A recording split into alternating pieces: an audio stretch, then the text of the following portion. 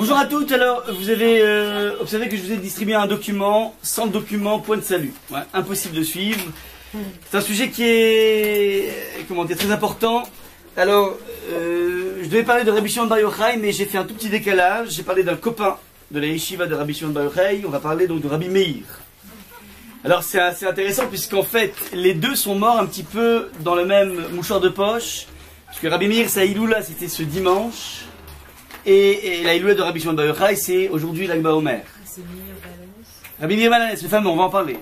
Alors, les deux étaient en fait à la base élèves de Rabbi Akiva. On avait vu un texte la dernière fois qui montrait que la yeshiva de Rabbi Akiva était composée de 24 000 élèves qui sont tous morts d'une sale mort, de la diphtérie, pendant une toute petite période. Et c'est une des raisons pour laquelle nous portons le deuil depuis des générations, le deuil de, comment dire, lié à ces élèves qui sont morts. Ce qui est assez extraordinaire, on ne va pas s'attacher à cette mort. Ce qui est assez extraordinaire, c'est que Rabbi Akiva a trouvé les forces, les énergies, pour repartir à partir de zéro, ou presque zéro, puisqu'il était dans le sud. Et c'est là-bas qu'il a côtoyé Rabbi Meir, Rabbi Shimon, notamment donc 5 élèves, dont Rabbi Shimon Bar Yochai et dont Rabbi Meir Balanes, qui, à partir de ces deux grands rabbanim, la Torah va pouvoir retrouver non seulement cet embryon de création, mais qui plus est son déploiement jusqu'à aujourd'hui. La Torah que nous vivons aujourd'hui, elle est issue du rebondissement que Rabbi Akiva a mis en place dans sa vie. Il a réussi, après l'hécatombe, après l'Apocalypse, à pouvoir créer un nouveau, retrouver donc cette puissance de la Torah. Alors, on va commencer par lire un verset qui est tiré du livre de Ruth. Donc, on s'apprête bientôt à lire le livre de Ruth à Shavuot. Et ce qui va m'intéresser, c'est de voir comment le Midrash va superposer sur la couche littérale, va superposer quelque chose auquel on n'aurait pas pensé, nous, si on n'avait pas eu le Midrash. Je m'explique tout de suite. Le contexte est le suivant. Vous savez que Ruth est une femme qui, a priori, n'a absolument rien à voir avec le judaïsme, puisqu'elle est, à la base, elle vient donc d'une nation qui est mise au banc de la Torah, la nation de Moab, est mise au banc tout simplement parce que les Moabites ne nous ont pas accueillis lorsqu'on est passé par les plaines de Moab pour entrer en Israël, avec de l'eau et du pain, même si on était prêt à payer, et une telle opacité par rapport au chesed, par rapport au don à l'autre, rend tout simplement incapable de pénétrer le judaïsme. Il y a une base essentielle dans le judaïsme, c'est la faculté d'empathie, souffrir pour l'autre, être capable de voir ce qui se trame chez l'autre. Si tu n'as pas ça, tu es écarté éternellement du judaïsme. Et donc le texte est très clair, Lo yavo Moab bikal Hashem, un Moabite ne peut pas pénétrer le peuple juif. Sauf que Ruth, en tant que princesse moabite, va se marier avec un juif, et pas des moindres, puisque c'était le fils du plus grand rabbin de l'époque, Elimelech, qui lui a fui Israël parce qu'il y avait donc une vague de famine. Et Elimelech, avec son épouse Naomi, étant tellement riche, il en avait marre de se faire sans arrêt sollicité par des pauvres qui venaient taper à la porte en disant « S'il te plaît, j'ai faim, donne-moi à manger ». Bref, ils en avaient marre. Et donc ils se sont dit « Bon, on va prendre un petit peu d'oxygène, on se réfugie ailleurs ». De façon à ne plus être sollicité. Sauf que ce ailleurs, c'est justement les plaines de Moab, et c'est assez lié. Ça veut dire lorsque tu te refuses à ta fonction, si tu es milliardaire, parce que Hachem attend de toi peut-être que tu donnes de l'argent, mais si tu refuses cette mission, alors tu vas te retrouver exactement dans le pays qui est l'emblème même des pingles, l'emblème même des gens qui ne donnent pas. Ça c'est le contexte. Et Ruth, donc, étant princesse de Moabite, commence à s'amouracher donc de Machlon. Les deux frères, Machlon et Kilion, Ruth et Orpa, les deux vont se marier avec Machlon et Kilion. Ça va mal se passer puisque les deux frères vont rapidement mourir, en laissant donc leur épouse veuve. Mais il y a aussi les Ménères qui meurent, donc en fait c'est assez sordide comme histoire. Ils sont partis avec gloire et argent, ils reviennent sans argent. Je parle de Noémie, les vestiges, et Ruth. Ils reviennent en Israël dans la plus grande des indigences, primo, secondo, avec une étiquette qui s'appelle « Vous êtes les losers de l'histoire ». Ouais, vous avez décidé de partir, finalement vous êtes tout perdu dans cette histoire. Ça c'est Ruth, et Ruth décide malgré tous ces coups, les coups qu'elle a reçus, elle décide de s'accrocher coûte que coûte au judaïsme, alors qu'elle ne caresse absolument pas l'espoir de pouvoir tôt ou tard trouver un parti qui serait de son calibre. Et donc l'histoire raconte, dans le 3e et 4e chapitre, que Ruth, en allant glaner dans un champ, c'est pas, comment dire, un paysage, si vous voulez, romantique, c'est pas du tout ça. Ils ont tellement pas de quoi manger qu'ils viennent essayer d'attraper les coins qui sont laissés pour les pauvres, les SDF. Et on vient aussi en même temps glaner, c'est-à-dire que lorsqu'un propriétaire agricole a un champ, lorsqu'il ramasse avec un outil ou bien avec ses mains des gerbes de blé, il y a un interdit dans la Torah d'aller, comment dire, récupérer les miettes. C'est-à-dire, il y a quelques gerbes qui sont tombées, je les récupère pour ne pas perdre dans mon capital, pour ne pas perdre dans mon chiffre d'affaires. Tu dois être un peu large, un peu gentleman. Tu laisses les choses de façon à ce que les pauvres qui attendent puissent récupérer. Un interdit, les ketchichaopéa, donc ce sont des mishnayot, qui nous interdisent de prendre les quelques miettes de choses pour laisser aux pauvres. Donc en fait, Noémie et Ruth, qui étaient des femmes, elle était princesse, l'autre était immensément riche, devient dans la plus grande des indigences, et sont condamnées à se nourrir de rien, c'est-à-dire de ce qu'on laisse dans les champs. Et c'est dans ce contexte-là que Ruth va faire la rencontre du propriétaire de tous ces champs, un homme immensément riche, un homme immensément chacham, Boaz était le juge suprême de l'époque, un grand tzaddik, et Boaz, en plus d'une lignée royale, puisqu'il descend directement de Yehuda, bref, Boaz va faire la rencontre de Ruth, et Noémie, apprenant que Boaz fait un petit peu partie de sa famille, essaie de provoquer une rencontre entre Ruth et Boaz. Pourquoi? Parce qu'il y a peut-être, on ne dit pas un yiboum, un lévira, mais l'esprit d'un yiboum qui peut se mettre en place. Pourquoi? C'est quoi le yiboum? C'est lorsque Réhouven et Shimon sont deux frères. Réhouven est marié avec Léa. Réhouven meurt sans enfant. Alors Shimon, le frère, a une mitzvah de se marier avec sa belle-sœur Léa, de façon à assurer une descendance à son frère. Et sachant qu'en rentrant dans cette histoire, il efface sa volonté d'éternité. Tout père a envie, finalement, en ayant des enfants, de pouvoir marquer son nom de façon éternelle. Et bien là, il est capable de donner ça à son frère, de dire voilà, mes enfants seront appelés au nom de mon frère. Donc c'est un acte magnifique de chesed qui est proposé par la Torah. Et là, en l'occurrence, on n'est pas dans une histoire de frère enfin, c'est pas une vraie fratrie. Il y a Boaz qui est un cousin éloigné du défunt Machlon, l'ancien mari de Ruth. Vous suivez jusque là ou pas? Ou c'est trop complexe? Ouais. Donc Ruth était mariée avec Machlon. Machlon est mort. Il reste un parent proche qui s'appelle Boaz, et qui pourrait éventuellement se marier avec Ruth pour assurer une descendance à Machlon, de façon à ce que le nom de Machlon ne soit pas, comment dire, pour toujours Machlon Mechia, qui veut dire effacé, donc qui portait son nom, ne soit pas effacé de façon éternelle. Et donc, Noémie propose à Ruth de provoquer cette rencontre, et cette rencontre se fait dans un contexte un petit peu délicat, puisque c'est la nuit, Boaz dormait dans le champ, et Ruth s'approche de Boaz. Alors, ne vous inquiétez pas, c'est touche pas à mon pote, voilà, absolument aucune incartade. Et vous allez me poser la question du yichoud, mais à cette époque, le yichoud, d'après la Torah, ne concerne qu'une femme mariée. Ruth n'étant pas mariée, il n'y a pas un problème de yichoud avec une femme non mariée à cette époque. Ce n'est que le Beddin de David, qui est un descendant de Ruth, qui va mettre en place l'interdiction de s'isoler avec une jeune fille qui n'est pas mariée. Ouais. Et ultérieurement, on aura aussi une interdit de s'isoler avec une non-juive. Mais historiquement, le yichoud, c'est un homme avec une femme mariée. Par extension, David est venu ajouter dans son Beddin un homme avec une jeune fille. Et par extension, Beth Shammai, qui est contemporain du monde grec, de la fascination du monde occidental, va aussi interdire de s'isoler avec une non-juive. Parce qu'on peut imaginer qu'à l'époque, c'était pas du tout fascinant. Mais le monde grec est devenu un monde profondément fascinant, et donc il faut mettre des limites très claires. Donc voilà un petit peu, si vous voulez, ce qui se passe. Donc il n'y a rien de pas cachère. Il y a, une jeune fille qui va rencontrer donc un homme qui est en train de dormir comme ça dans le champ. Elle se met à ses côtés et d'un coup, elle lui découvre les pieds. Il y avait une couverture, elle lui découvre les pieds. Il y a une couverture, faites bien entendu une couverture. Elle lui découvre les pieds et elle lui signifie son envie de rentrer sous ses ailes protectrices, d'être couverte par Boaz. À ce moment-là, Boaz réagit, c'est ce verset numéro 13. Il lui dit la chose suivante, Linéa Laïla passe donc la nuit.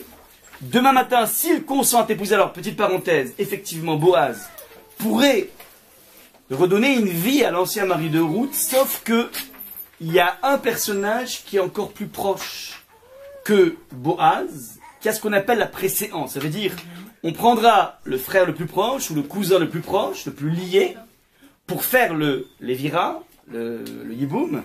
Et si cette personne refuse, si cette personne décline cette possibilité de faire cette mitzvah, alors le numéro 2 peut venir. Donc en l'occurrence ici, Boaz était numéro 2, pas numéro 1, et donc il dit la chose suivante. S'il consent à t'épouser, c'est bien, ok, qu'il le fasse. Mais s'il s'y refuse, c'est moi qui t'épouserai par le Dieu vivant, reste couché jusqu'au matin. Donc ce qu'on propose donc Boaz, lui dit t'inquiète pas, de toutes les façons t'es libéré. De toutes les façons, il y aura quelqu'un qui va se marier avec toi, donc de toutes les façons, la mémoire de ton mari ne sera pas effacée. C'est soit le premier, elle a été appuyée, elle a été appuyée par sa belle-mère, qui lui dit, on a un lien de parenté, donc il y a quelque chose à mettre en place ici.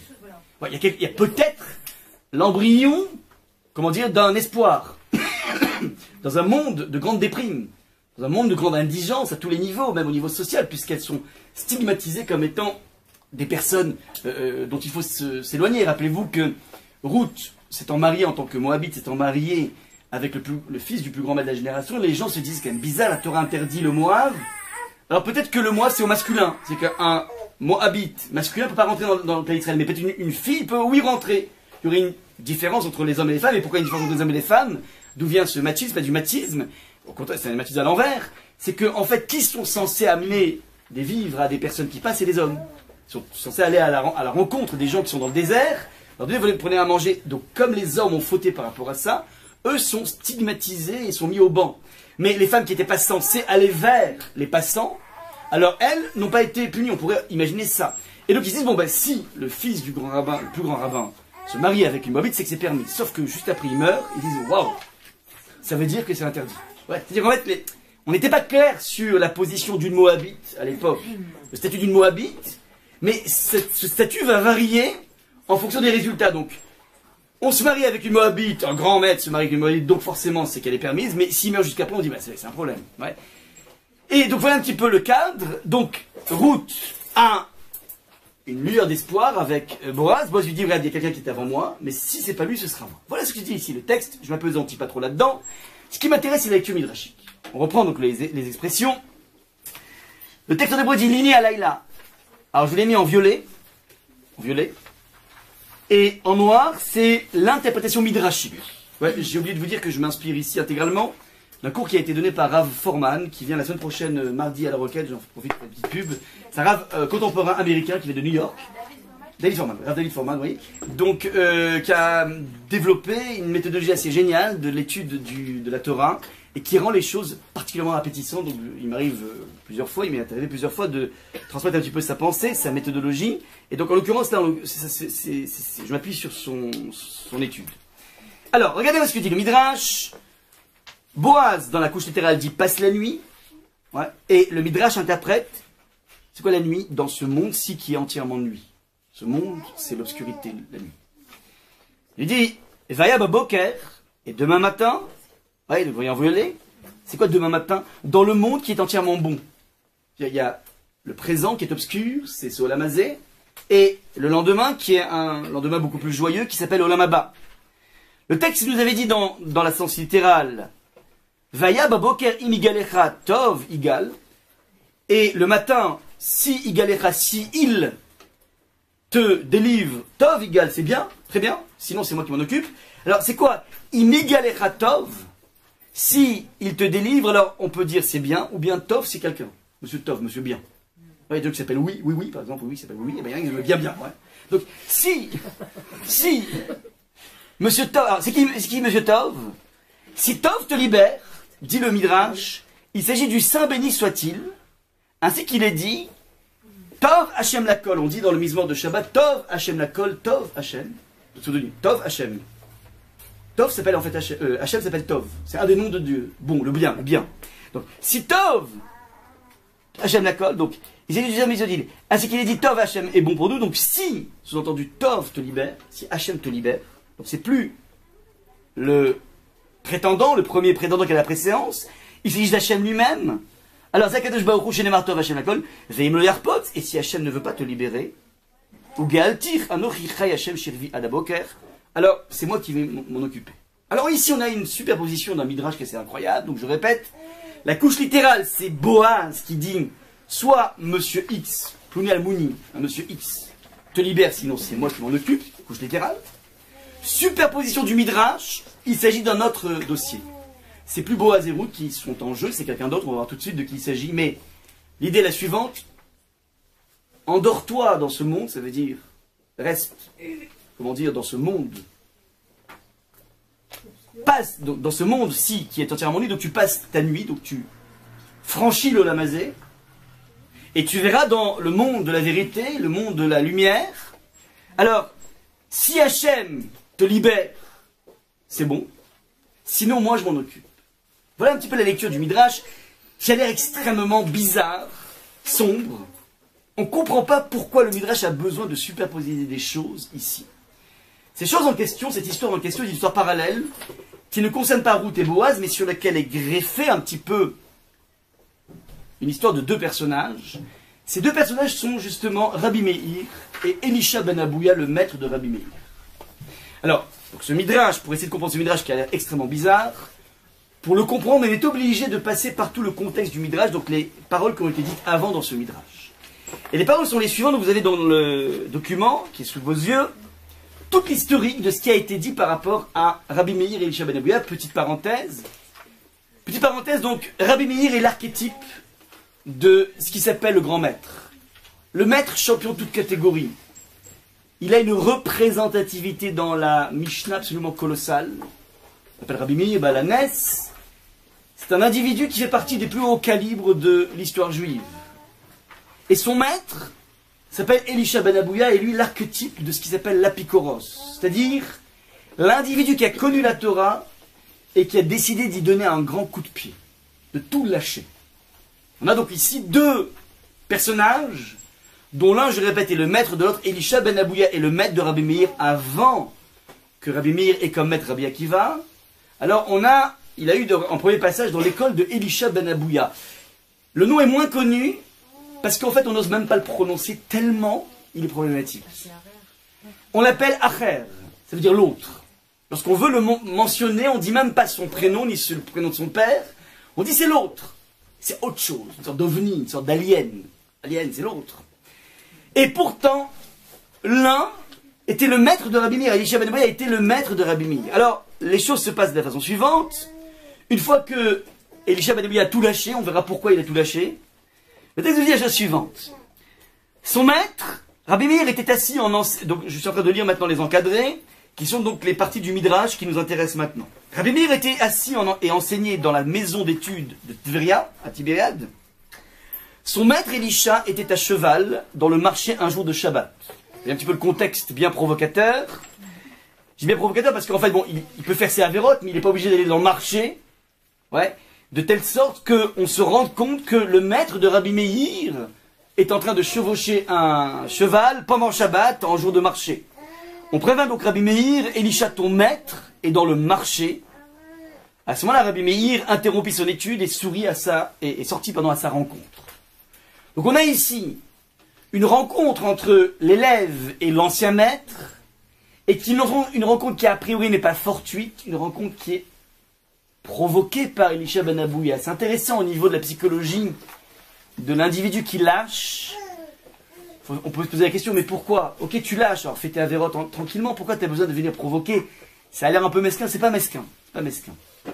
Ouais, mais dans l'image, c'est comme si le bonhomme d'un coup prend sa Jaguar aujourd'hui, il va devant la sortie de la choule et il klaxonne. Et il est en train de dire des choses. Il est en train de provoquer le contact. Et ce qu'il est en train de dire, c'est tout simplement ce qu'il ressent au fond de lui.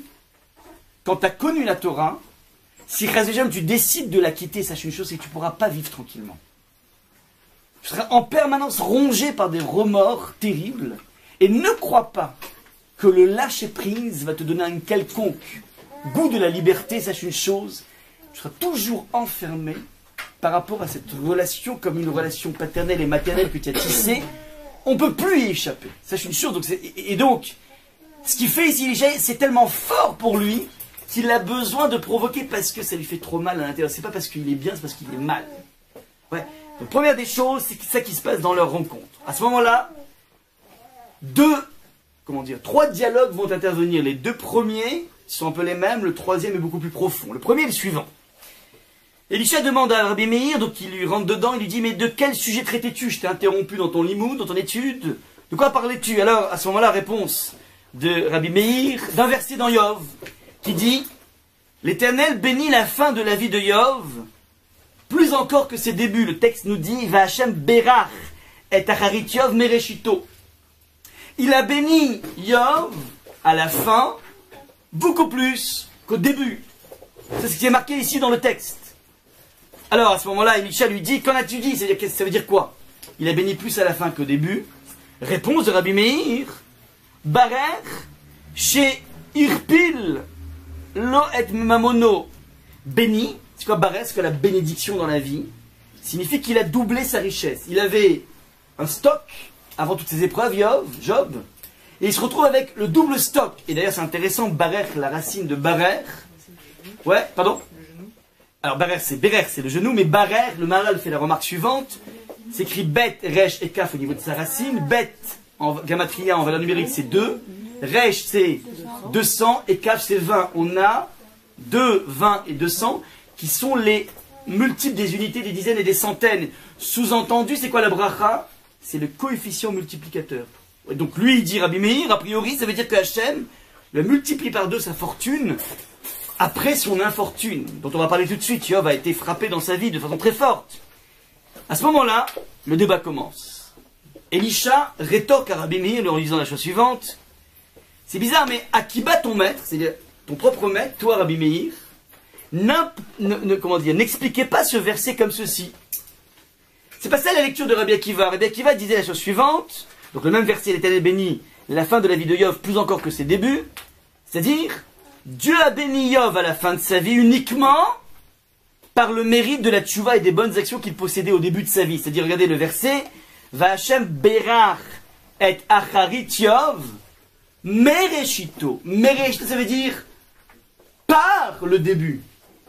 Non pas plus que le début, comme le comprend Rabbi Meir, mais par le début. C'est-à-dire, comme Job était quelqu'un de bien au début, un chic type, quelqu'un de tzaddik, alors Akadosh Baruch Hu lui accorde à la fin de sa vie, au regard de ses débuts, au regard de cette petite coude de début, il lui accorde une sorte de bracha. C'est la lecture de Elisha ben Abouya, et qui est même pas la sienne, qui est celle de Rabbi Akiva lui-même. Donc on a ici un débat entre ces deux grands maîtres, Elisha ben Abouya et Rabbi Meir. Comment comprendre ce verset, et toute l'articulation va se situer au niveau du même, la particule même en hébreu, veut pouvoir dire deux choses. Soit la provenance, c'est-à-dire Aniba mi Yerushalayim, je viens de Yerushalayim, en l'occurrence Bona ici, c'est pas grave. Mais Aniba mi Yerushalayim, je viens de... Donc le même, c'est la provenance, ou bien le même est le comparatif de supériorité. Ani yoter tzadik mimcha, ça se dit pas. Je suis plus tzadik que toi. Ani yoter tzadik mimcha, ani yoter ashir mimcha. Je suis plus riche que toi. Le même, donc, peut vouloir dire deux choses. Et là, on comprend qu'une divergence d'opinion peut avoir lieu ici, puisque si le mot peut vouloir dire deux choses, donc on peut lire de deux façons au moins le verset. Ça, c'est la technique. Dans les enjeux, au niveau philosophique, sont colossaux. Si je prends la lecture de Rabbi Meir, alors, je lis la façon suivante. Job a eu une phase pénible, une phase de sadique. Il a eu ensuite une phase dont on va parler tout de suite, de difficulté, 35 chapitres, durant lesquels il va recevoir en permanence coup sur coup. Et à l'issue de ces chapitres, voilà que Yov va être béni par Hachem. Enfin, le happy end, c'est Hachem est béni. Alors, Rabbi Meir, il apprend ici, il est béni doublement. Il a une double bracha qui viendrait indiquer d'une certaine façon que la fin de la vie de Yov a été enrichie par toute sa vie. C'est-à-dire cette phase durant laquelle il y a eu des épreuves n'est pas une phase qui a amoindri Job, mais qui a priori n'a fait que le bonifier, que l'agrandir. Alors, de quoi parle-t-on ici? Job est le prototype du tzaddik à qui tout réussissait. Tellement tout réussissait qu'un jour le Satan est venu voir Hachem et lui dit, écoute, tu sais quoi, c'est un peu facile dans la vie de faire des louanges à Hachem lorsque dans la vie tu es pépère, tranquille. Ouais, Shalom Ba'it, top niveau. Éducation, mais ça coule, fluide, aucun souci. La parnassa, coco le bonhomme, coco. La santé, insolente. Alors il dit, mais c'est facile dans la vie quand tout réussit, que tu pries Hachem, c'est normal, je À ce moment-là, Hachem dit au Satan, tu sais quoi, mon serviteur, Yov, tu peux tout lui enlever, à part la vie, tu verras qu'il continuera à me louer. Le Satan a la carte blanche, il enlève sa richesse, il enlève ses enfants, il enlève sa santé. Il se retrouve tout nu, avec comme seul vestige son épouse et 3 copains. Il a tout perdu. Il rentre dans une déprime terrible. Il vient maudire le jour où mon papa et ma maman se sont rencontrés et m'ont conçu. Maudit soit ce jour qui a été le jour de ma conception, tellement Yov souffre. Et durant ces 35 chapitres, on va assister à 2 attitudes opposées, différentes, de l'entourage de Yov. Le premier, c'est ses potes, ses copains, qui essayent de lui transmettre un message dur à entendre, qui est le suivant. Ils le disent de façon très feutrée au début. Regarde Job, si tu arrives tellement de pépins dans ta vie, peut-être qu'il faut que tu fasses une introspection, et peut-être c'est lié à tes avérotes, tes fautes, ce que tu fais, ce que tu fais pas. Bref, urgence est de faire tchouva, lui disent ses copains. Et le problème, c'est que Yov sait qu'il est tzaddik. Pas par orgueil ni par vanité, mais il sait que c'est quelqu'un de bien. Et donc il n'arrive pas à entendre cette façon de le culpabiliser avec un point d'interrogation sans pouvoir pointer du doigt un écart de Yov. Et donc il n'arrive pas à se retrouver dans ce discours. Faites attention, très souvent, on rencontre, des personnes qui se permettent de jouer, d'être les flics du bon Dieu ou bien les ministres de la justice du bon Dieu. Et dans leur posture de rabbin ou de je ne sais quoi, se permettent de dire, voilà, tu sais, si t'arrives des problèmes, parce que t'as fait ça et ça. C'est faux. On verra tout de suite que c'est faux, Et c'est quelque chose qui stigmatise de façon très négative et qui enferme un individu dans une sorte d'image comme quoi, moi je suis un bal, donc je suis foutu, Alors ça c'est un petit peu ce que ressent Yov. Il dit, mais je comprends, moi je sais que je suis un tzaddik, je suis quelqu'un de bien. J'arrive pas à me retrouver là-dedans, donc j'ai beau faire une introspection, je vois que je suis quelqu'un de bien. Et je comprends pas ce qui se passe là maintenant. Première donc, lecture. Deuxième lecture, c'est celle de son épouse, qui dit ni plus ni moins, qui elle sait que son mari est un tzaddik. Elle lui dit, regarde, t'es un tzaddik, et apparemment Hachem s'acharne sur toi. Je te conseille une seule chose. Elle dit dans les mots, Barer, et Hachem, et Elohim, Vamout. Il ne te reste plus qu'une seule chose à faire, c'est Barer. Alors, c'est une façon, la jeune Saguinéor, c'est une façon à l'envers de parler. Il ne te reste plus non pas qu'à bénir Hachem, mais à blasphémer contre Hachem. C'est la mode en ce moment, le blasphème. Il ne te reste plus qu'à blasphémer Hachem et mourir, puis c'est tout. Parce qu'il y a effectivement un bug apparemment dans ce qui se passe ici. C'est pas normal qu'un tzaddik doive souffrir de cette façon, ça ne mérite pas. Et lui, cette position, donc deux choses, une, soit tu fais tchouva, soit tu envoies un grand coup de pied au bon Dieu. Ce sont le triangle infernal dans lequel il se trouve, mais lui, au milieu de ce triangle, il n'arrive pas à épouser une des 2 thèses. Et donc il reste, pendant 35 chapitres, avec cette question, c'est quand même bizarre. Tzadik, Véralo, je suis un tzadik, et il m'arrive que des noises dans la vie. Et il se pose de plus en plus de questions, mais qu'est-ce qui se passe, Hachem, mais qu'est-ce que j'ai fait au bon Dieu, comme on dit. Et plus il se pose ces questions, plus ses copains lui disent, tu vois bien que tu es un apicoros. Tu poses des questions qu'on ne doit pas poser. C'est quoi ces façons de poser des questions sur la façon dont Hachem gouverne le monde? Donc tu vois bien que tu mérites ce que tu as. C'est vrai, c'est une sorte de cercle vicieux. Tu vois bien que tu es capable de poser des questions de ce genre, des questions qu'on ne pose pas. Et donc ses copains l'enferment de plus en plus dans ce cercle infernal qui s'appelle, si t'arrives des noix, c'est que t'as pas fait tchouva. Ou bien t'as encore à faire tchouva. Voilà un petit peu le triangle infernal dans lequel se trouve Yov. Et ce triangle va finir en happy end. Pourquoi? Parce que le texte nous dit qu'à la fin, au Car en deuxième chapitre, Akadosh Baruch Hu lui dit Vayomer Hashem El Elipaz Atemani. Donc il s'adresse à Elipaz qui était un des trois copains. Chara api becha. Je suis énervé contre vous les trois copains. Ou Beshne Recha, toi et tes deux copains. Kilo dibartem elai nechona. Vous avez très mal parlé sur moi. C'est faux. C'est faux, Yov. N'a pas été frappé parce qu'il n'a pas fait tchouva, c'est faux. Vous avez entendu, tu ne peux pas jouer le flic du bon Dieu. Qui t'es pour savoir ce qui se passe? Je l'ai répété plusieurs fois même, qui t'a choqué, mais aucun, puisqu'il n'y a plus de prophétie aujourd'hui, personne, aucun rabbin au monde ne peut se prononcer lorsqu'il y a des attentats à Toulouse, je ne sais où, et dire, ben ça c'est à cause de ça. Et si vous entendez ce type de, de paroles, vous pouvez tout de suite les rayer. Personne ne sait, personne ne peut attribuer ceci à cela. Et des personnes essaient d'exploiter des moments graves, ouais, pour les router vers, une tchouva dans un certain sens. Il faut faire attention, personne n'a une posture de flic du bon Dieu, de ministre de la justice, personne ne l'est. Il y a eu une époque où on avait des prophètes qui pouvaient nous dire, voilà, là le bas blesse, faites attention.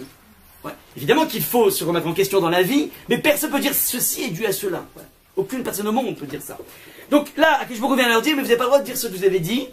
Et Hachem va s'adresser de façon extrêmement clémente auprès de Yov en lui disant Efo Aïta, Beyazdi Aretz. Il dit ok, t'as des questions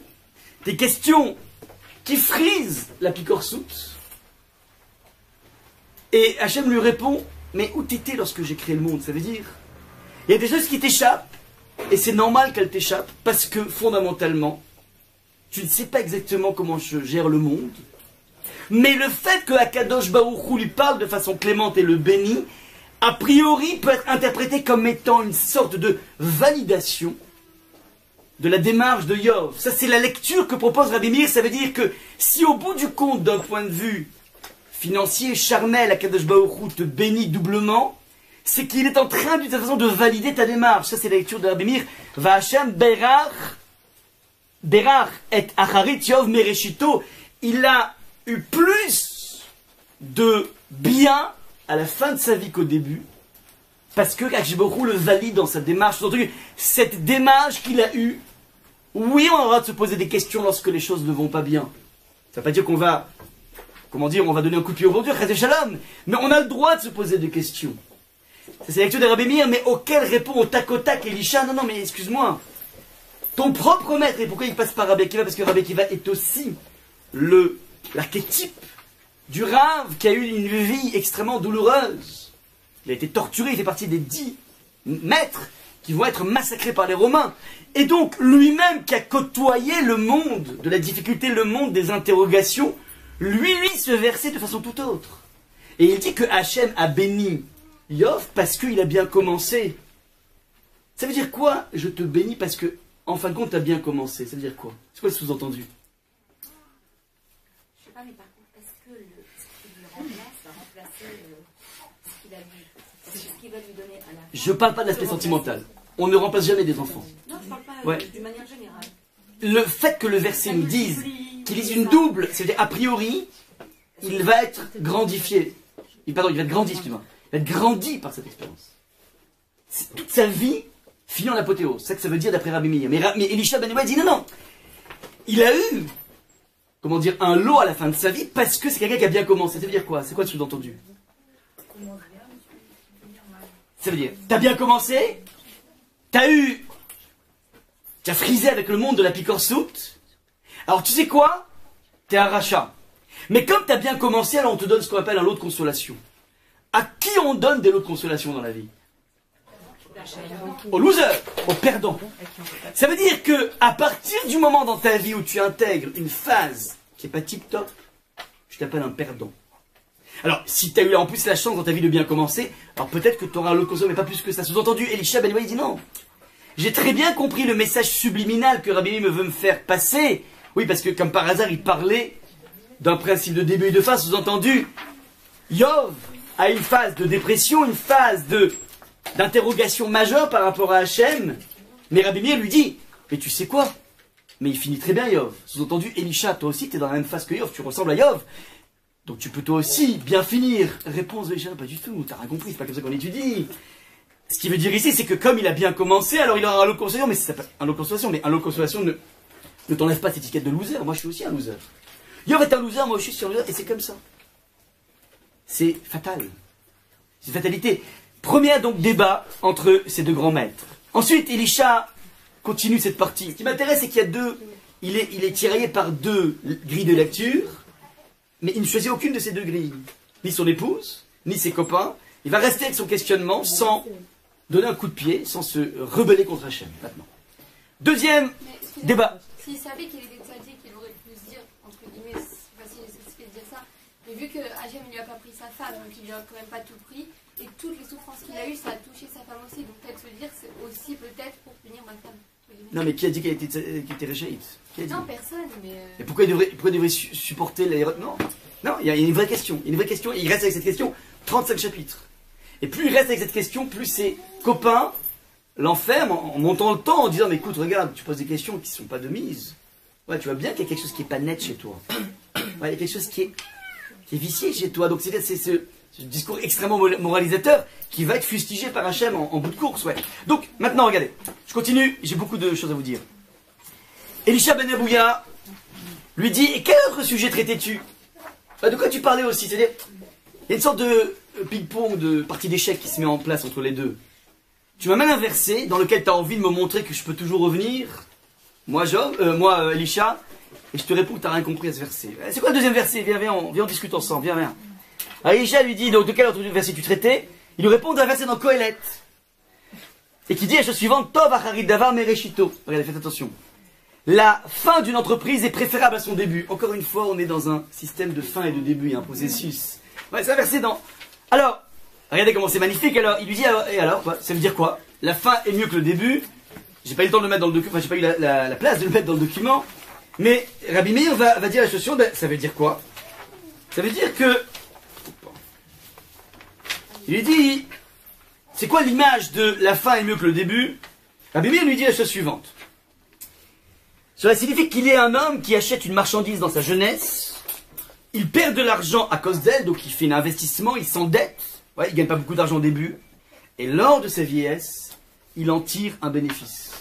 Et au début, tu trimes, et après, parachute doré. Deuxième lecture de Rabbi Meir, il est un homme qui fait de mauvaises actions dans sa jeunesse, qui dérape, au début, et qui fait de bonnes actions dans sa vieillesse. C'est que tu as beau déraper dans la vie, tu peux te rattraper dans ta vieillesse. Ouais. Troisième lecture de Rabbi Meir, il est un homme qui étudie la Torah dans sa jeunesse et l'oublie. Et dans sa vieillesse, il la révise. En d'autres termes, je lis ce verset que la fin est mieux que le début. Ça veut dire que quel que soit le dérapage que tu as pu avoir dans ta vie, c'est pas grave, il n'y a rien qui est définitif. Tu peux jaillir de tes cendres. Tu peux rebondir, tu peux opérer ce regain dans ta vie. Et c'est ce que propose ici Rabbi Meir à Elisha ben Abouya. On est bon ou pas? Ouais. Elisha ben Abouya, à votre avis, qu'est-ce qu'il va dire, Elisha ben Abouya? Tov acharit dava mereshito. Mais Tov acharit, comment il va fonctionner? C'est très simple, on a encore un indice. Il y a le même. Le même, c'est soit la provenance, soit le comparatif de supériorité. Rabbi Meir, il dit le même, comparatif de supériorité. La fin, c'est mieux que le début. La fin, c'est mieux que le début. Ouais. Et on voit ça chez Yob, on voit ça chez beaucoup de personnes. Mais qu'est-ce qu'il va dire à votre avis, Elisha ben Abouya, Rabbi Meir? Maintenant, Elisha, qu'est-ce qu'il va répondre là-dessus? Pas la fin est mieux que le début. La fin, elle est bien par le début. C'est-à-dire, comme ça a bien commencé, si ça commence bien, alors ça marche. Mais si tu commences ton édifice tordu, t'es sûr de, d'avoir une tour de Pise au bout d'un moment. Ouais. C'est comme le sof maasé, le marachal. Ouais, alors, si si l'impulsion est bonne, et pure, tranquille, l'édifice, tranquille. Mais sinon, tu vas faire des tours de Pise, des châteaux en Espagne. Ouais, c'est ça il te reste plus que ça à faire. Sous-entendu, encore une fois, ce même débat, ouais, qui s'appelle Je lis pas comme toi. Et c'est même pas moi qui lis pas comme ça, c'est Rabbi Akiva qui lit pas comme ça. Rabbi Akiva, il dit que c'est bien à la fin quand t'as bien commencé au début, mais si t'as mal commencé, alors c'est foutu. Ouais. T'en vas Haridava, mais Reshito. Donc, c'est parce que c'est bien au début que ça marche bien. Mais sinon, tout capote. Alors, jusque-là, c'est la partie d'échec. On avance en pion, on avance en pion. C'est maintenant qu'Elisha ben Abouya vient se dévoiler. C'est-à-dire, ok, alors, ça a mal commencé, mais moi, on pourrait rétorquer à Elisha, mais ok, ça a mal commencé, c'est pas que ça a mal commencé, c'est que ça a bien commencé, c'était un grand maître, puis tu as eu une phase de dépression, puis ensuite je te propose de remonter. Donc, pourquoi Elisha se positionne comme étant quelqu'un pour lequel le début a été pourri? C'est pas ça qui s'est passé. Encore une fois, c'était le grand maître de la génération, Elisha. Il a eu un écueil, il a décidé de tout lâcher, et Rabbi dit, mais reviens maintenant, c'est pas grave. Pourquoi Elisha s'enferme dans une sorte de fatalité? Élément de réponse de Elisha va tomber le masque, il va dire la chose suivante. Voici une histoire qui m'est arrivée, je vais t'expliquer pourquoi moi ça a mal commencé et je suis foutu. Abouya, mon père, était l'un des grands de la génération. À l'occasion de ma circoncision, il invita tous les grands de Yerushalayim, en particulier Rabbi Eliezer et Rabbi Yoshua. Et alors qu'ils mangeaient, certains disaient des chants et d'autres disaient des poèmes, chacun s'exprimait à sa façon. Eux, Rabbi Eliezer et Rabbi Yoshua, dirent, eux s'occupent de leurs affaires, chacun fait son petit business. Pourquoi ne nous occuperons pas des nôtres? À ce moment-là, ils commencèrent alors à étudier la Torah, puis les prophètes et enfin les hagiographes. Et ces paroles étaient pour eux aussi joyeuses que lorsqu'elles avaient été données au mont Sinaï. Et le feu s'est mis à danser autour d'eux. Vous imaginez pendant le Brit Mila, les traiteurs, les trucs, l'orchestre, puis d'un coup il y a deux rabbinim qui sont en train d'étudier, puis d'un coup il y a une telle intensité, une telle ferveur que tous les détecteurs de fumée commencent à sonner. Un feu est en train de jaillir ici entre ces deux rabbinim. Et le feu, le même feu qu'on a trouvé au mont Sinaï, n'est-ce pas que lorsqu'elles avaient été données au mont Sinaï, cela avait été fait dans le feu. En effet, il est dit, la montagne était embrasée de feu qui s'élevait jusqu'au ciel. Avouya dit, donc ça c'est ce qui se passait. Donc la Brit Mila c'était un feu d'artifice. Donc le père de Elisha, Abouya le papa, fait la bride de son fils, il dit, puisque la force, le kohar de la Torah est telle, cet enfant, s'il survit, je le dédie à la Torah. C'est pas possible, c'est incroyable la Torah. C'est d'une puissance tellement incroyable, je suis tellement ému par ça. Moi, mon fils, il n'y a rien du tout, pas de troll, rien du tout. Que la Torah impose, c'est tout. Pas de business, rien du tout. Moi, c'est trop fort, c'est une expérience tellement émouvante que je ne peux pas faire autrement que de le faire tomber dans la marmite. Il n'y aura que de la Torah. Ouais. Et Elisha fait une lecture de cette émotion du père, et il dit, étant donné que son intention n'était pas désintéressée, ma Torah ne s'est pas accomplie en moi. Verdict du fils, qui dit que finalement je suis mal tombé dans la marmite. Alors vous allez me dire pourquoi? C'est grandiose. Élément de réponse. Rapide, j'ai pas le temps de me... Mais c'est vrai, il y a quelque chose de fantastique dans la Torah, de lumineux, de brillant, d'impressionnant. Mais ce qui impressionne essentiellement le père de Elisha n'est pas une démonstration, n'est pas un cours de Torah, mais l'aspect Hollywood qui est autour, excusez-moi l'expression, encore une fois, il y a quelque chose d'extrêmement pur qui est en train de se mettre en place dans l'étude de la Torah, mais qui fait émaner un spectacle de son et lumière qui fascine. Et cette fascination est plus due, encore une fois, à la dimension de l'écorce que la prise de conscience du texte, de ce qui est à l'intérieur de la Torah. Vous comprenez un petit peu le... Donc il y a une sorte de décalage entre l'écorce et le noyau, et le fruit. Ça c'est donc on va dire le hiatus, le décalage dans lequel Elisha rentre dans sa vie. Son moteur essentiel, le prisme à partir duquel il aborde la Torah, c'est la puissance de la Kohar de la Torah. C'est un prisme qui juge Elisha qui est un prisme qui est dangereux, qui est un prisme qui est, partiel. Il n'y a pas que ça dans la Torah.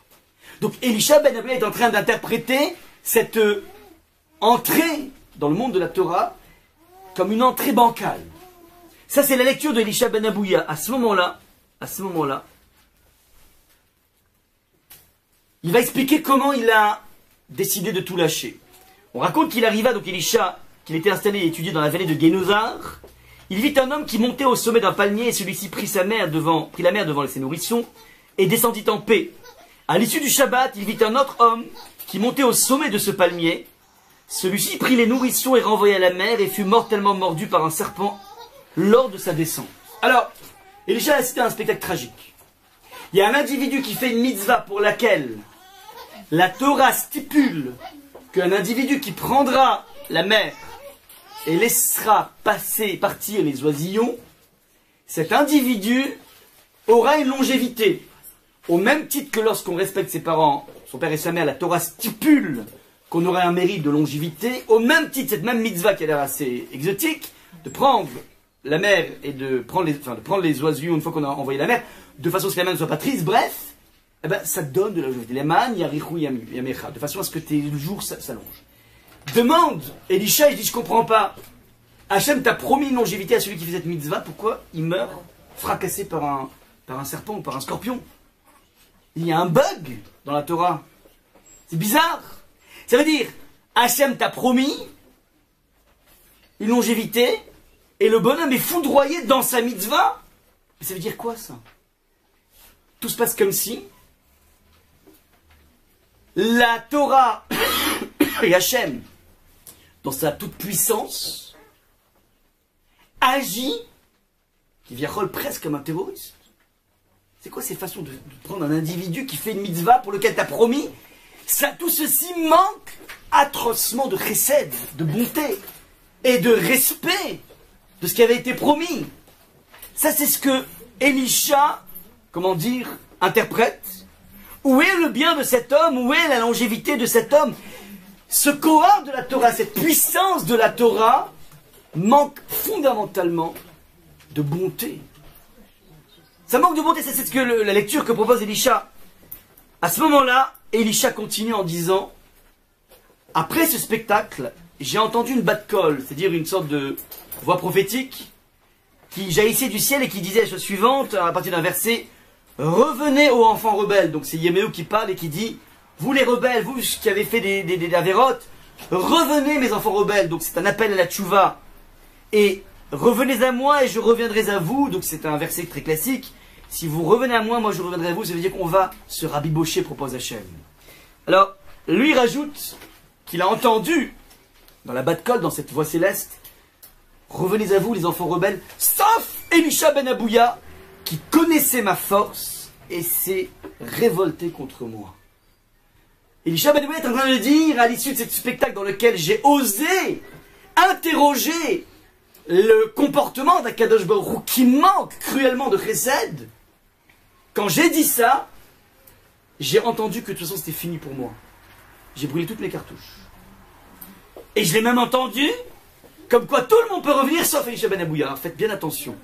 Le Midrash ne témoigne pas de cette bat-kol, de ce flux divin. C'est lui qui dit qu'il a entendu. Il est fort possible qu'il croit tellement au fait que lorsque dans la vie tu fais une incartade majeure, tu es disgracié, qu'il est prêt à entendre ça dans le ciel, bien qu'il n'y ait pas eu forcément une voix du ciel. Vous comprenez un petit peu la nuance ici. Mais en tout cas, il témoigne sur lui-même qu'il dit donc avoir entendu une voix qui lui stipule comme quoi c'est foutu pour lui. Ça, c'est donc ce qui se passe ici. Et donc, Elisha ben Abouya est en train de vouloir expliquer par son histoire que les deux versets sur lesquels nous étions en marloquette, en diverses opinions, sont deux versets que tu lis, comment dire, avec un même qui est le comparatif de supériorité. Job va y gagner dans son interrogation, et moi je te démontre que l'interrogation est disqualifiante. Lorsque tu poses des questions trop dérangeantes au Créateur, sache que tu es disqualifié à jamais. Ça, c'est ce que propose donc Elisha pour appuyer son attitude, cet entêtement à lire le verset, petite parenthèse, comme le lire Rabbi Akiva. C'est pas qu'il détourne le verset, c'est que deux lectures sont possibles. Rabbi Meir croit en une lecture, et Elisha ben Abouya, vit une autre lecture. Il vit une autre lecture. Voilà un petit peu donc le point de divergence essentiel dans tout ce qui se trame dans ce débat. Maintenant, l'histoire continue. Quelques temps plus tard, Elisha ben Abouya tomba malade. Lorsqu'un individu tombe malade, Chas v'Shalom, sa puissance s'affaiblit. N'oubliez pas que Elisha ben Abouya est né au niveau spirituel, par le spectacle de la puissance de la Torah, ce feu de la Torah. Et il a vu un feu de Dieu dans cette mort de la personne qui a respecté la Torah, qui fait que ce prisme de la puissance est un prisme qui est mauvais, qui est problématique, qui ne laisse pas la place à du chesed, il y a un problème de bonté chez Hachem. Et voilà que maintenant le prisme de Elisha ben Abouya s'affaiblit. On va annoncer à Rabbi Meir que son maître Elisha était malade. Il alla le visiter, il fait bikocholim. Rabbi Meir lui dit, reviens, fais tchouva. C'est bon, maintenant lâche ce prisme. Lâche cet entêtement par rapport à ton questionnement. Fais tchouva. À ce moment-là, Elisha ben Abouya dit, mais attends, mais c'est foutu. Jusqu'à quel point accepte-t-il encore une tchouva? Mais moi je suis allé trop loin. J'ai trop dérapé. Ouais, c'est fini maintenant. Alors, à ce moment-là, Rabbi Meir dit, mais tu sais bien qu'il y a un verset dans tes livres qui dit, tu réduis le faible mortel en poussière, jusqu'à ce que l'âme soit poussière, sous-entendu, peu importe jusqu'à où tu es allé, il y a toujours une issue possible. À cet instant, dit le texte, Elisha pleura et mourut. Rabbi Meir était joyeux et disait, il semble que c'est en faisant tchouva que mon maître s'est éteint. Il a réussi au dernier moment à lui accrocher cette dernier souffle de tchouva, c'est ce que pense Rabbi Meir, sauf que regardez la suite du Midrash. Alors qu'on l'avait enterré, Elisha ben Abouya, un feu vint brûler sa tombe. Les élèves de Rabbi Meir viennent dire, la tombe de ton maître brûle. Ça veut dire quoi à votre avis, la tombe de ton maître brûle? Le Guéhinam. Mais toi tu crois Rabbi Meir qu'il s'en est sorti, mais en fait non. On a ici la manifestation physique du fait qu'il est en train de cramer au Guéhinam. Que fait Rabbi Meir? Il sortit et étendit son habit sur elle. Il met sa couverture, faites attention, une couverture sur la tombe de Elisha ben Abouya. C'est là-dessus que prend appui le Midrash par rapport à la couverture qui a été enlevée des pieds de Boaz pour le réveiller et qui est une requête de Ruth pour retrouver encore la couverture, être couverte, être sous l'aile protectrice de Boaz. C'est là que se loge, si vous voulez, le point de parallèle. Alors, à ce moment-là faites bien attention. Les élèves de Rabbi Meir sont sûrs que Elisha ben Abouya est en train de brûler. Sauf que le feu a une double symbolique. On a évidemment le feu du Guéhinam, c'est ce à quoi on pense au début. Mais n'oubliez jamais comment est né Elisha ben Abouya au niveau spirituel. Dans un feu de la Torah, et c'est cette même Torah qui est donnée au mont Sinaï, dans un feu sous-entendu. Rabbi Meir, en venant couvrir la tombe, est en train de dire, je suis sûr que le feu que l'on voit ici n'est pas un feu de punition, mais un feu d'acceptation. Ça, c'est ce que propose ici Rabbi Meir. À ce moment-là, les élèves entament un débat, ça veut dire qu'il y a encore une divergence d'opinion sur Elisha ben Abouya.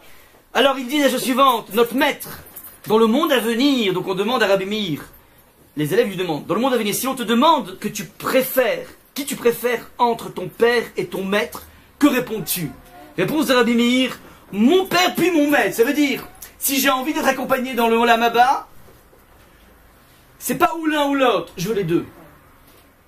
Je veux rester avec Elisha, dit Rabbi Meir. Alors à ce moment-là, les élèves disent, vont-ils t'écouter? Ça veut dire, on ne sait pas ce feu, c'est un feu d'approbation, un feu de punition. Non, je veux dire, alors à ce moment-là, le Rabbi Meir dit, mais non, mais c'est une Mishnah. Je vous réponds par une Mishnah connue qui dit la chose suivante. On sauve du feu pendant Shabbat l'étui du rouleau de Torah avec la Torah et l'étui des téphilines avec les téphilines. C'est-à-dire dans un étui, imaginez qu'il y a de l'argent et la Torah ou les téphilines, ouais, argent et téphilines ou argent et Torah, eh ben tu peux, pendant Shabbat, éteindre le feu, ouais, pour sauver les téphilines, bien que tu vas en même temps sauver l'argent, la liasse de billets. On a ici encore un truc assez intéressant, c'est Mishnah, mais c'est les mêmes ingrédients. On a le concept de feu, on a le concept du Chilul Shabbat, transgresser Shabbat, donc on va éteindre le feu, et on a le concept des téphilines, ouais, des téphilines qui sont la dimension pure, et l'argent qui sera, on va dire, par rapport aux téphilines, la dimension impure, parce qu'une liasse de billets n'a rien à faire dans un Sefer Torah. Rabbi Meir qui croit encore et qui dit, puisque la Torah t'autorise à transgresser Shabbat pour protéger des téphilines, même si sur du temps passant tu vas en même temps protéger l'argent qui est dans les téphilines, alors il dit de même, on sauve Elisha par le mérite de sa Torah. Elisha, c'est une poche de téphilines dans laquelle il y a à la fois une liasse de billets et à la fois des téphilines ou un Sefer Torah et des téphilines. Voilà ce que dit Rabbi Meir, il y croit. Et donc, je veux aller jusqu'au bout par rapport à ça. L'histoire n'est pas finie, elle finit sur cette Gemara de Chagiga page 15, je vous prends encore 5 minutes si vous le permettez. Rabba Baba Shila rencontra un jour Eliyahu, on est bien après la mort de Rabbi Meir, bien après, et de Elisha ben Abouya. Il lui demanda donc, Rabba bar Achila rencontre Eliyahu Hanavi, le prophète, il dit, que fait Dieu? Que fait Dieu? Il lui répondit, il récite des enseignements de tous nos maîtres. Il répète les Mishnayot, les enseignements de tous nos maîtres, mais aucun de ceux de Rabbi Meir. Il boycotte Rabbi Meir. À ce moment-là, Rabba bar Achila, il lui demande, mais pourquoi? Pourquoi? Parce qu'il a appris ses enseignements de la bouche d'Acher. On est bien après la mort des deux. Et Eliyahu, il signifie à Rabba bar Achila que la Kadosh Baruch Hu boycotte, a mis au banc des maîtres, Rabbi Meir, les enseignements de Rabbi Meir, parce que ils ont été inspirés par un apikoros. À ce moment-là, Rabba bar Achila demanda, mais pourquoi cela? C'est injuste. Rabbi Meir a trouvé une grenade, il a mangé sa chair et rejeté son écorce. Rabbi Meir avait cette faculté de pouvoir capter le Sefer Torah qui se trouvait à l'intérieur de Acher. Il a été capable de rejeter les parties qui n'étaient pas bonnes. Il est capable de séparer le grain de l'ivraie. Pourquoi? À ce moment-là, lui dit Rabba bar Achila, demanda. Donc, Eliyahu lui répondit quelque temps après, il est revenu Eliyahu. Donc il a posé une question. Rabba bar Achila a interrogé l'injustice du Créateur. Faites bien attention, on est toujours en permanence dans ces mêmes débats. Job interroge l'injustice du Créateur. Elisha pète un câble devant l'injustice du Créateur. Et Rabba bar Achila, donc il fait la même chose. Et Rabbi Meir n'interroge pas l'injustice, mais se bat toute sa vie pour réincorporer, réhabiliter son maître Elisha ben Abouya. À ce moment-là, Eliyahu Hanavi lui répond, maintenant Dieu récite les enseignements de Rabbi Meir, et non seulement il n'est pas boycotté, mais il les précède même de Meir, mon fils, béni. Regardez un peu ce qui se passe ici qui est absolument grandiose. Akadosh Baruch Hu a créé le monde. Il nous a donné un rôle d'être associé à lui pas simplement dans la construction du monde, mais aussi dans la faculté d'asseoir un monde qui est à la fois de vérité et de bonté.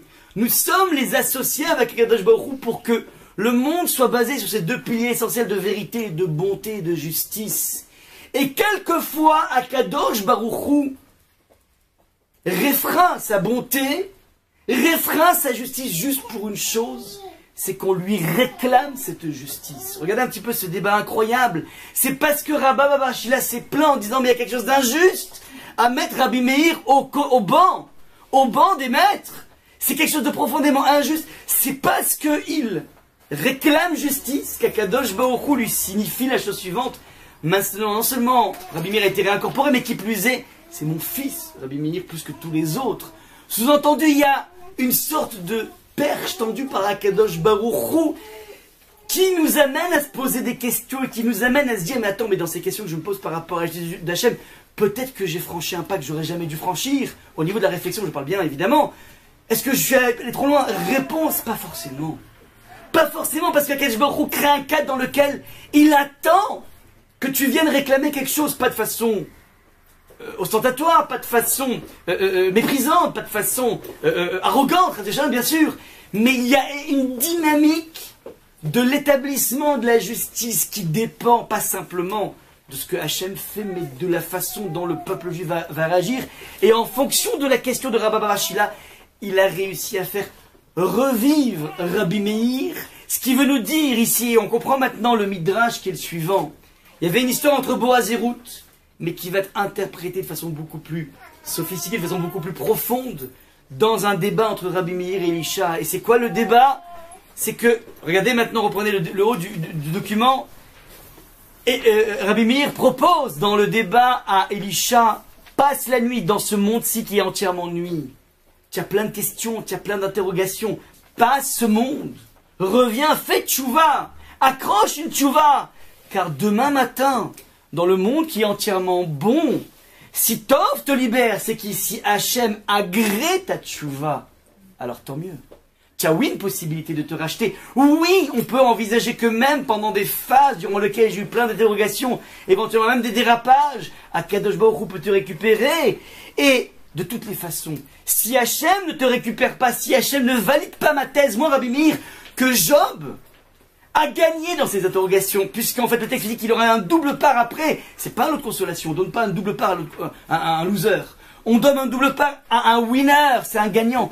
Moi je pense que tu as pu y gagner. Tu as dérapé, tu n'aurais pas dû déraper, maintenant tu peux tout récupérer et tu peux grandir. Maintenant si Hachem t'agrée, ok, dans l'Olam Haba. Mais sinon, s'il s'y refuse, c'est moi qui te délivrerai, je vais mettre, c'est ce qu'il va faire. Je sais pas si le feu c'est le feu du Gehinnom dans la tombe ou bien le feu de la Torah, mais moi je mets ma couverture, c'est-à-dire je te couvre. Je te couvre dans tous les sens du terme. Je suis prêt à te couvrir, mais s'il s'y refuse, si Hachem se refuse, c'est moi qui te délivrerai par le Dieu vivant. Reste couché jusqu'au matin. Voilà un petit peu comment le Midrash interprète les paroles de Boaz et de Ruth dans une perspective ultérieure, beaucoup plus profonde, on va dire, qui nous montre peut-être que l'une est le déploiement de l'autre. C'est-à-dire que ce qui s'est passé dans cette histoire de Ruth, qui part de rien, qui atteint tout en se mariant avec Machlon, et dans la mort de Machlon perd tout, a aussi une vie qui ressemble étrangement à celle d'Elisha ben Abouya. Elle avait tout, il avait tout, il a tout perdu, on lui propose de tout faire rejaillir, pareil, Ruth, elle avait tout, elle a tout perdu, on lui propose de rejaillir, elle n'a pas d'argent, elle est fustigée, elle est stigmatisée comme étant la femme dont il faut s'éloigner. Ruth, et à part son indigence, elle est considérée comme une loseuse, elle a tout perdu dans sa vie. Boaz est l'homme le plus réussi, l'homme le plus riche, l'homme le plus intelligent, le plus chacham. Qui pourrait penser à un chidour pareil? Personne. Pourtant Naomi y a pensé. Et ce chidour, regardez comment c'est magnifique, va pas simplement donner une sécurité à une veuve de pouvoir retrouver son mari, retrouver un foyer, retrouver un toit. Elle va en faire non seulement une femme, mais qui plus est une mère, et pas simplement n'importe quelle mère, la mère du Mashiach. Ça veut dire que Ruth, en passant par ce point zéro, ce point moins l'infini, est capable d'accoucher le Mashiach. C'est exactement la lecture incroyable de Rabbi Meir, qui dit qu'on a beau toucher le fond dans sa vie, on a beau avoir toutes les interrogations du monde, il y a toujours une possibilité de rejaillir comme Job l'a fait, comme Ruth l'a fait. On voit ici l'intersection, et je finis là-dessus. Rabbi Meir, il croit tellement à ce principe qu'il y a toujours une chance, on te donne toujours une deuxième chance, que Rabbi Meir va mourir le jour de Pessah Sheni, qui est justement le jour qui est imbibé par le concept de la deuxième chance. Il existe, j'aime pas trop ça, mais il existe une ségoula, lorsqu'on a perdu un objet, regardez comment c'est intéressant, d'invoquer le mérite de Rabbi Meir. Et la cas de Rabbi Meir Aneni, le Dieu, on dit en araméen de Meir, de Rabbi Meir, Aneni, réponds-moi, lorsqu'on a perdu quelque chose. Regardez comment c'est intéressant. On dit pas ça quand on a perdu le portable qu'on perd en permanence, c'est-à-dire dans la maison. On dit ça quand on a perdu quelque chose dont on sait qu'a priori je vais pas le retrouver. Ouais, des clés qui sont tombées sur les Champs-Élysées. La personne va dire, et la cas des... Regardez, c'est quoi? Ça veut dire, donne-moi une dernière chance. C'est perdu. Ouais, je l'ai pas, j'ai plus les clés, j'ai perdu ça. Et la cas des... c'est-à-dire, on invoque, non pas Rabbi Meir, mais le concept que Rabbi Meir a mis en place, qui s'appelle, je me battrai jusqu'au bout, même dans l'Olam Haba, pour rétablir la justice, quitte à faire changer Hachem son fusil d'épaule. C'est ce qui s'est passé. Et c'est ce que veut nous dire ici le texte, que Elisha ben Abouya, d'après Rabbi Meir, le feu c'est un feu de Torah et non pas un feu de Gehinnom. Voilà un petit peu comment on peut, attraper ce concept de Rabbi Meir, l'homme de la deuxième chance. Je vous souhaite Shabbat Shalom.